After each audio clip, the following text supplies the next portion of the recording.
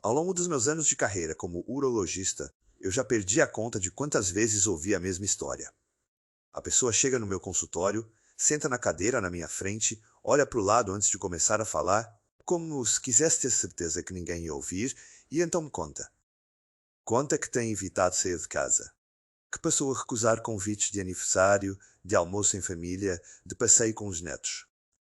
Que na última viagem que fez, passou o tempo inteiro mapeando onde ficavam os banheiros do aeroporto, do avião, do hotel, da cidade, que dormia com uma toalha dobrada embaixo do lençol porque tinha vergonha de contar para qualquer pessoa da família o que estava acontecendo.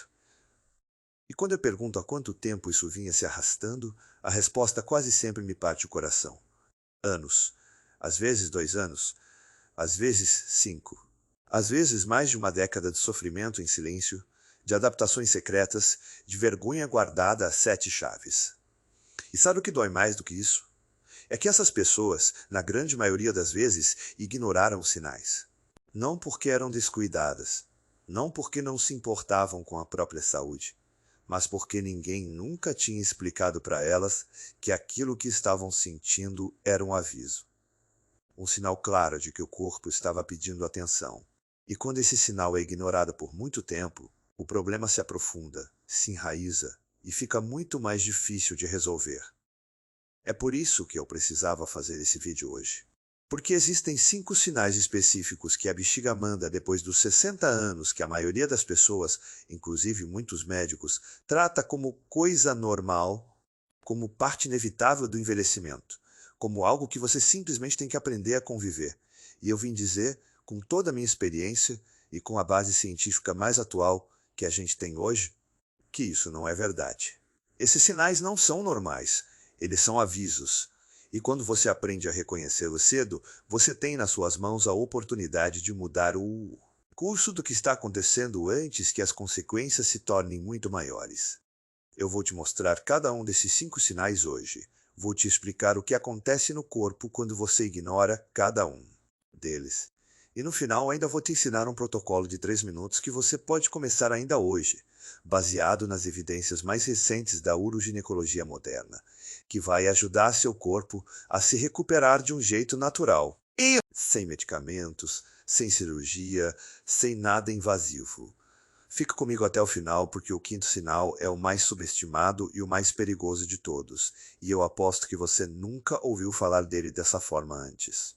Eu sou o Dr. Bruno Pérez, urologista especializado em saúde urinária e qualidade de vida de pessoas acima de 50 anos. No meu consultório, eu atendo homens e mulheres que chegam carregando um peso que nunca deviam ter carregado sozinhos por tanto tempo. Pessoas que reduziram sua vida inteira ao redor de um problema que tinha solução. E os números que a gente tem hoje são impressionantes. Segundo dados do Ministério da Saúde confirmados por pesquisas da Unifesp, mais de 35% das mulheres acima de 60 anos no Brasil convivem com alguma forma de incontinência urinária. Entre os homens acima de 65 anos, especialmente aqueles que passaram por algum tratamento de próstata, esse número chega a 40%.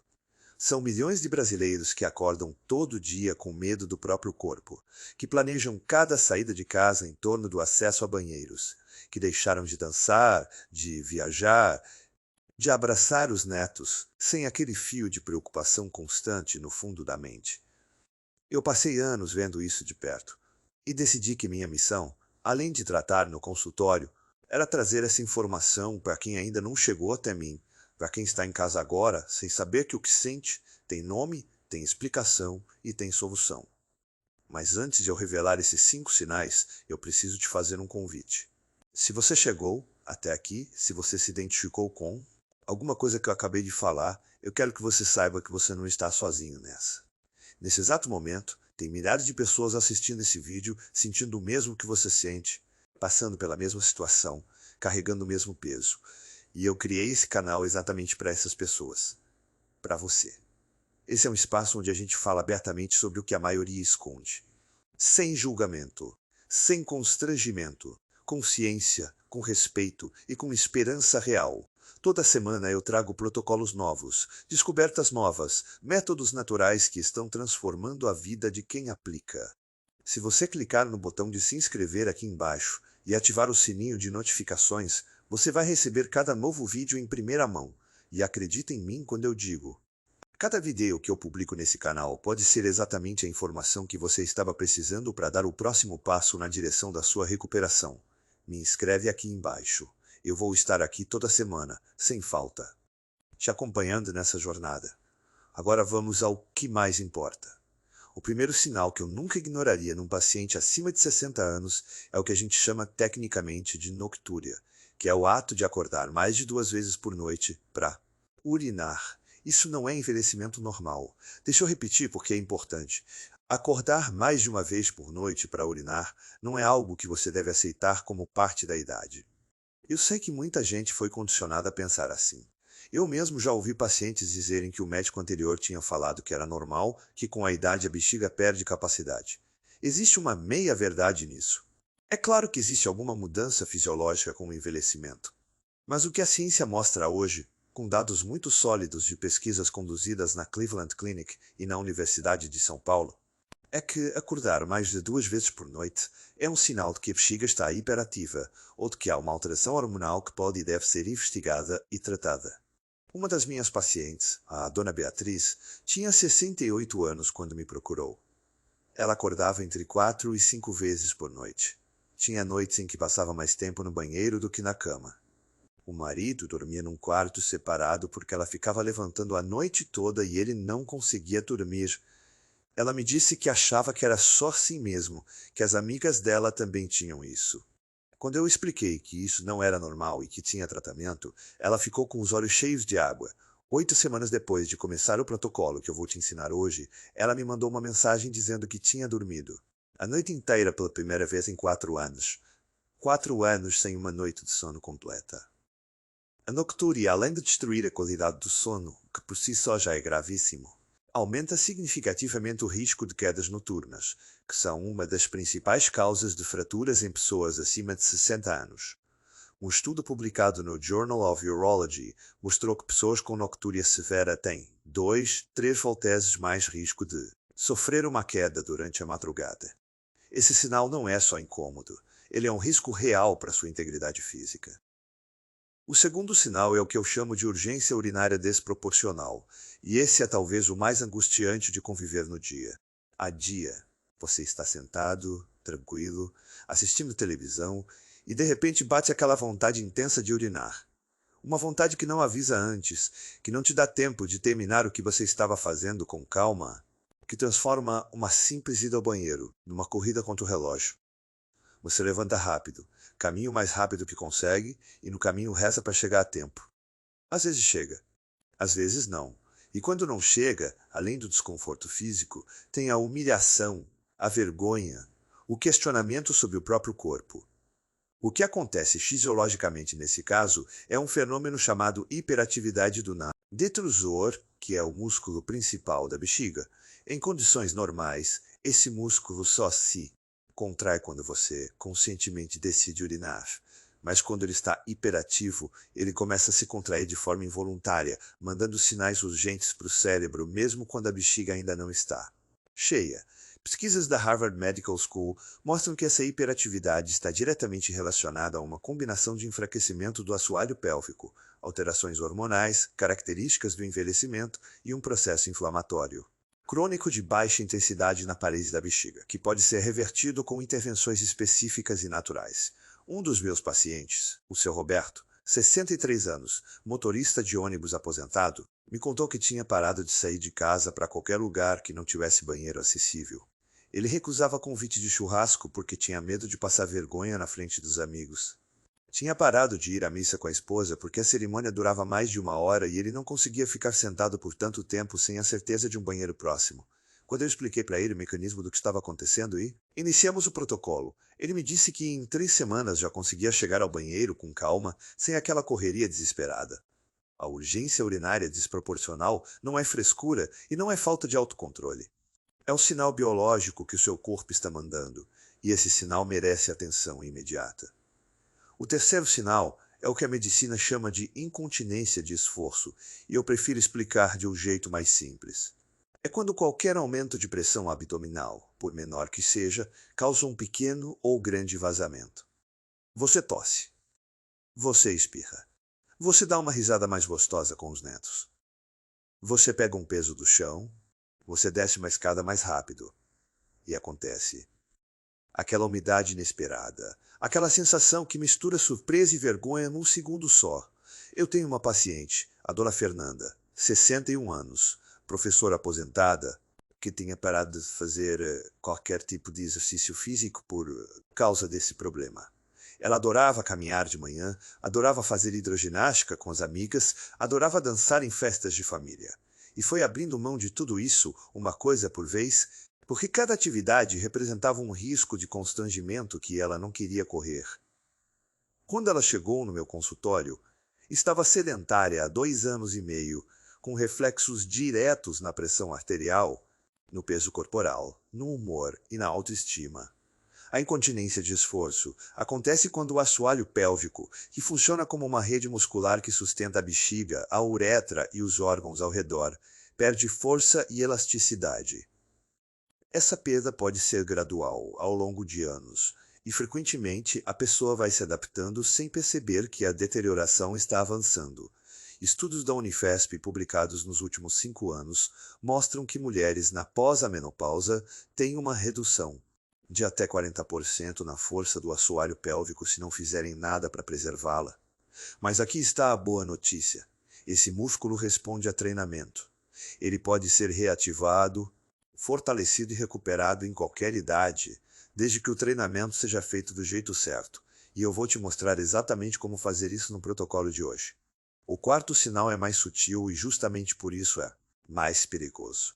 É o que eu chamo de redução progressiva e imperceptível da capacidade da bexiga. Isso significa que a pessoa vai, aos poucos, sem perceber, diminuindo o intervalo entre as idas ao banheiro. Antes ia a cada 3, 4 horas. Depois passou a ir a cada 2 horas. Depois a cada hora e meia. Depois a cada hora. E foi tão gradual que ela acha que sempre foi assim, que não tem nada de errado, que é o ritmo normal do seu corpo. Quando eu pergunto para um paciente quantas vezes ele urina por dia e a resposta é 10, 12, 15 vezes, eles frequentemente ficam surpresos quando eu digo que o normal é entre 6 e 8. Um dos elementos mais preocupantes dessa redução progressiva é o que ela faz com o comportamento da pessoa. Para compensar a necessidade de ir ao banheiro com frequência, a pessoa começa a fazer xixi preventivo, como eu chamo no consultório. Vai ao banheiro antes de sair de casa, mesmo sem sentir vontade, só para garantir. Vai ao banheiro antes de começar uma reunião, mesmo sem precisar. Vai ao banheiro antes de deitar, mesmo tendo ido há 20 minutos. E esse comportamento, apesar de parecer uma solução inteligente, na verdade treina o cérebro e a bexiga a tolerarem cada vez menos volume, criando um ciclo vicioso que acelera o problema. Pesquisadores da Cleveland Clinic descrevem isso como um fenômeno de condicionamento neural, onde o cérebro aprende a interpretar volumes cada vez menores de urina como urgência. E quanto mais tempo esse ciclo se repete, mais difícil fica de reverter sem intervenção. O protocolo que eu vou te ensinar hoje trabalha exatamente nesse recondicionamento, ensinando a bexiga a recuperar gradualmente sua capacidade real. O quinto sinal, e eu prometi que esse seria o mais subestimado, é algo que praticamente nenhum paciente associa à bexiga quando me descreve os sintomas. É a sensação recorrente de bexiga não esvaziada completamente, mesmo após urinar. Você vai ao banheiro, faz xixi, sai de lá e em menos de 10 minutos já sente novamente aquela pressão, aquele desconforto, aquela sensação de que ainda tem algo lá. Muitas pessoas passam anos achando que é ansiedade. Outras acham que beberam água demais. Outras ainda acham que é um problema psicológico, que a cabeça fica obcecada com a bexiga. Mas o que acontece na maioria dos casos, quando investigamos adequadamente, é uma combinação de 2 fatores. O primeiro é uma disfunção na coordenação entre a bexiga e o esfíncter uretral, onde os dois não estão se comunicando de forma sincronizada durante o esvaziamento. O segundo, que é o que mais me preocupa nessa faixa etária, é o início de um processo de retenção urinária crônica de baixo volume, onde a bexiga nunca se esvazia completamente e vai acumulando um resíduo que, com o tempo, pode evoluir para infecções urinárias de repetição, para pedras nos rins e, em casos mais severos, para lesão renal. Um estudo publicado no European Urology mostrou que homens acima de 65 anos com esse sintoma têm 3 vezes mais chance de desenvolver infecção urinária grave nos 12 meses seguintes se o sinal for ignorado. A dona Sandra, 66 anos, chegou no meu consultório depois de 5 infecções urinárias num único ano. Quando investigamos com mais cuidado, descobrimos que ela tinha um resíduo pós-amiccional significativo que ninguém tinha investigado antes. Tratamos o resíduo e as infecções pararam completamente. Ela voltou no mês seguinte radiante, dizendo que era a primeira vez em anos que tinha passado 30 dias sem antibiótico. Se você tem essa sensação recorrente de bexiga não esvaziada, por favor, não ignore. Esse é um sinal que precisa de investigação e tem protocolo de tratamento eficaz quando abordado a tempo. Agora que você já conhece os 5 sinais, eu quero te ensinar o protocolo de 3 minutos.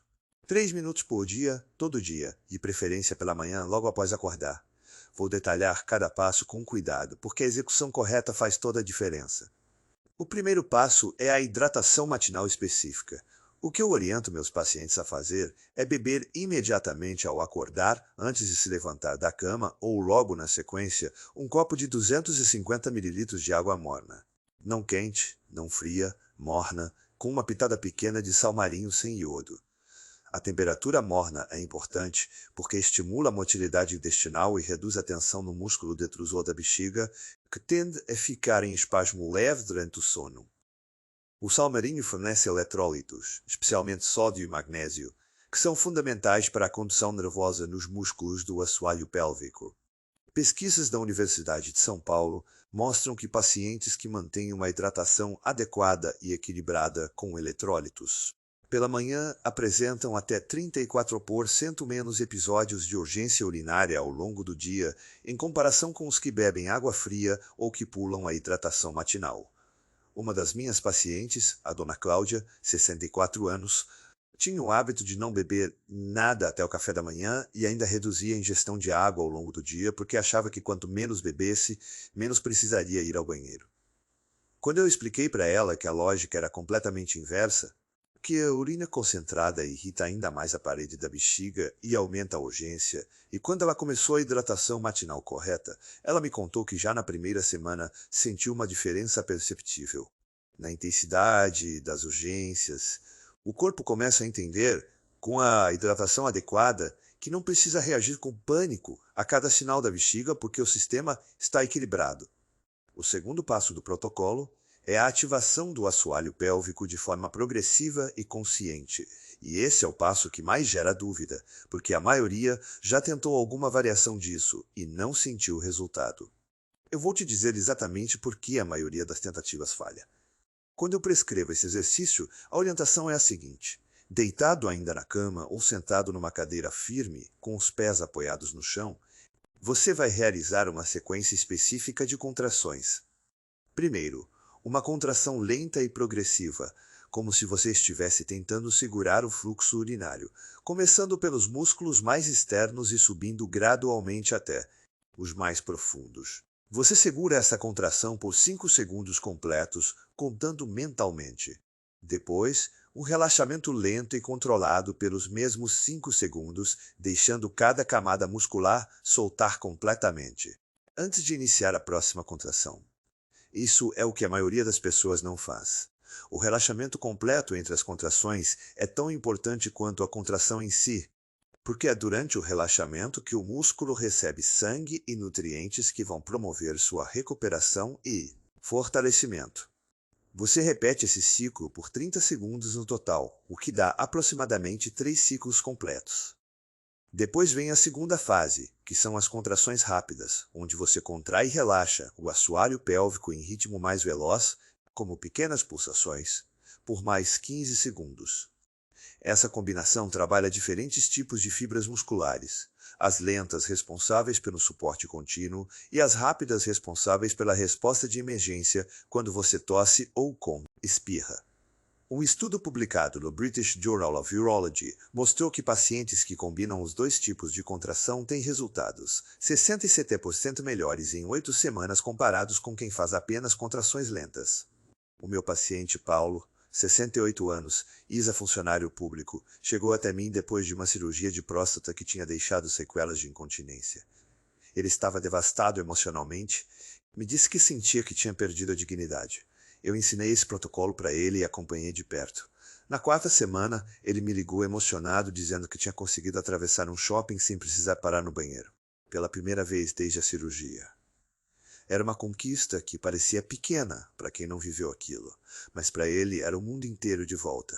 Sabe, depois de anos vendo meus pacientes sofrendo com isso em silêncio, eu sabia que precisava fazer mais do que só dar conselhos dentro do consultório, porque eu via todo dia pessoas que tinham tentado de tudo antes de me encontrar.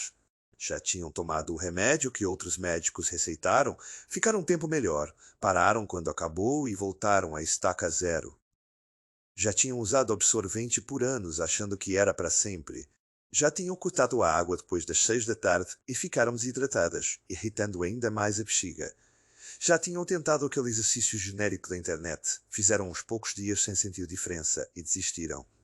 E depois de tudo isso chegavam no meu consultório com aquela expressão que eu aprendi a reconhecer, uma mistura de vergonha e resignação, como quem já não acredita mais que tem saída. Mas eu preciso te dizer com toda clareza, não é culpa sua. Essas abordagens falharam porque nenhuma delas chega na causa real do problema. O assoalho pélvico funciona como uma rede elástica que fica embaixo de todos os seus órgãos pélvicos. Quando essa rede está firme, ela sustenta a bexiga no ângulo correto e te dá aquele intervalo confortável entre sentir vontade e precisar agir. Mas quando essa rede vai perdendo força e elasticidade, seja pelo envelhecimento natural, pelas mudanças hormonais ou pelo sedentarismo, o sistema inteiro começa a falhar em cadeia. Não é fraqueza de caráter, é biologia. E biologia a gente pode mudar quando tem o método certo. Depois de estudar os protocolos das principais clínicas de uroginecologia dos Estados Unidos e da Europa, e depois de aplicar esses métodos com centenas dos meus pacientes aqui no Brasil, eu desenvolvi uma sequência específica de ativações que consegue reativar progressivamente a força do assoalho pélvico em poucas semanas. O que eu descobri, na prática, é que não basta fazer o exercício. É preciso fazer na sequência certa, no tempo certo de contração e relaxamento, com o nível de intensidade adequado para cada fase. Essa diferença é o que separa quem faz meses sem resultado de quem começa a sentir melhora já na primeira semana. Foi pensando nisso que eu e minha equipe criamos o Bexiga Livre, um aplicativo que funciona como um personal trainer do assoalho pélvico no seu celular. Ele te guia por cada exercício com um timer animado, te mostra exatamente quando contrair e quando relaxar e acompanha seus resultados dia a dia. É como ter eu do seu lado toda manhã, conduzindo cada passo sem deixar você errar o movimento ou pular etapas. Se você quiser ter esse método guiado disponível no seu celular, eu deixei o link na descrição do vídeo e também fixei aqui nos comentários para ficar mais fácil de encontrar.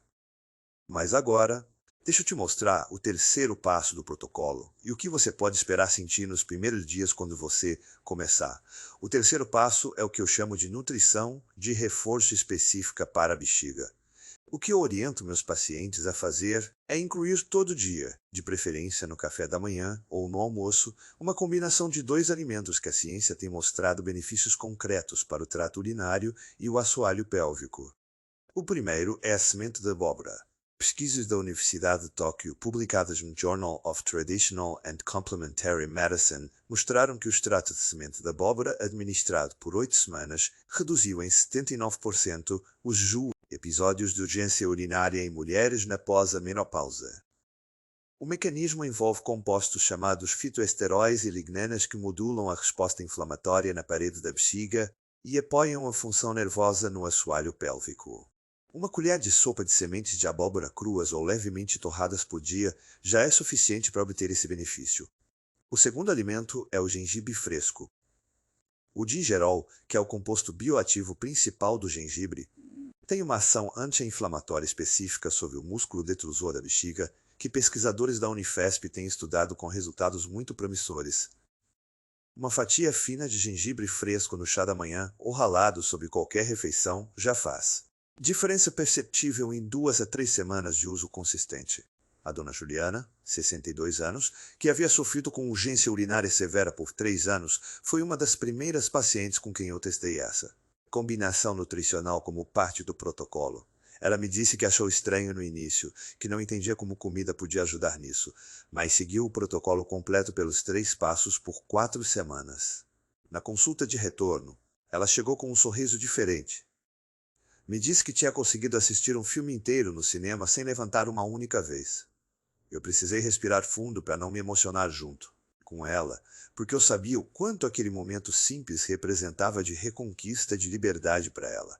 Agora eu quero te falar sobre o que você pode esperar quando começa a aplicar esse protocolo, porque é fundamental que você saiba o que vai acontecer no seu corpo em cada fase. Nos primeiros 2 ou 3 dias, as mudanças são principalmente internas. O corpo está ajustando a hidratação, os eletrólitos estão se equilibrando, e o assoalho pélvico está recebendo uma estimulação que provavelmente não recebia há muito tempo.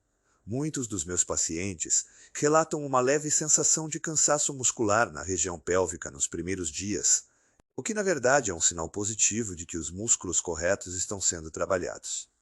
A tentação de desistir porque não aconteceu nada é mais forte nessa fase inicial e eu peço para você resistir a ela. Entre o 3º e o 7º dia, as primeiras mudanças começam a aparecer. A maioria dos meus pacientes relatam uma ligeira redução na intensidade das urgências, não necessariamente na frequência ainda, mas na intensidade. Aquela sensação de desespero começa a suavizar. Estudos de uroginecologia indicam que cerca de 67% dos pacientes já notam alguma melhora perceptível nessa janela quando o protocolo é aplicado consistentemente. A dona Márcia, 67 anos, que acordava 4 vezes por noite, me mandou uma mensagem no 8º dia, dizendo que tinha acordado apenas 2 vezes naquela noite, a melhor noite de sono que ela tinha tido em meses. Na segunda semana, os progressos costumam se acelerar de forma muito mais perceptível. Os intervalos entre as idas ao banheiro começam a aumentar de forma natural. A sensação de bexiga incompleta começa a diminuir. Dados da Cleveland Clinic indicam que pacientes que chegam à segunda semana de protocolo consistente apresentam em média 40% de redução nos episódios de urgência diários. Entre a 3ª e a 4ª semana, acontece o que eu chamo de consolidação.